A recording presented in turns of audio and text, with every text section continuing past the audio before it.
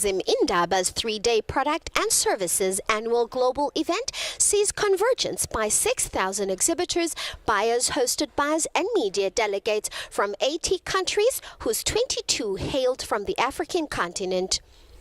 South African tourism compiled a 3-day business-focused calendar entailing a robust business, government and entertainment program.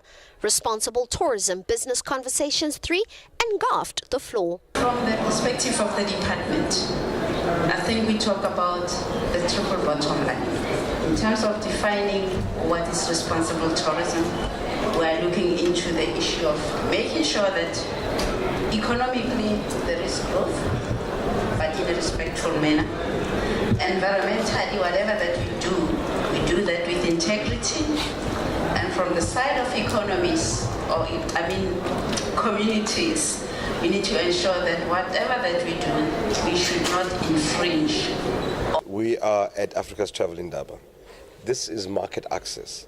It is about making sure that these businesses have the platform in order to sell themselves. They still have to sell themselves. They still have to have a value proposition, a product, an offering that the market wants to buy. So the inter-Africa trade is important. If you look at anywhere around the world, your biggest source of travelers is always those that are around you. It makes sense, therefore, as South Africa, to make sure that we remove the barriers, essentially.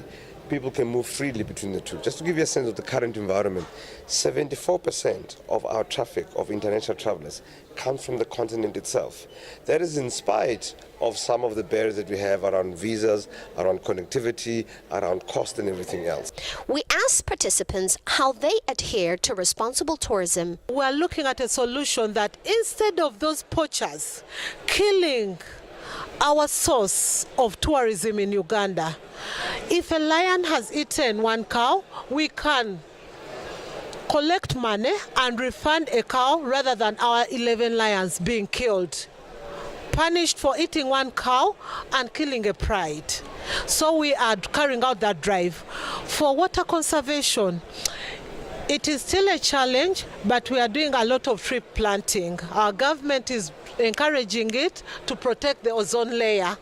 Do encourage our tourists and visitors to act responsibly when they are visiting our city.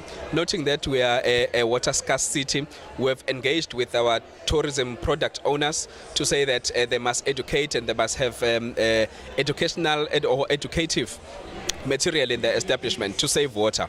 We do also encourage our tourists to act responsibly when it comes to saving nature and also our natural resources. So we do like to keep them as up because they are an attraction on its own.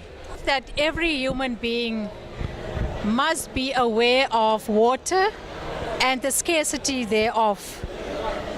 If you go back hundreds of years, thousands of years, I think the human being had to keep in mind what is the availability of water and the resources of water and how they will settle themselves.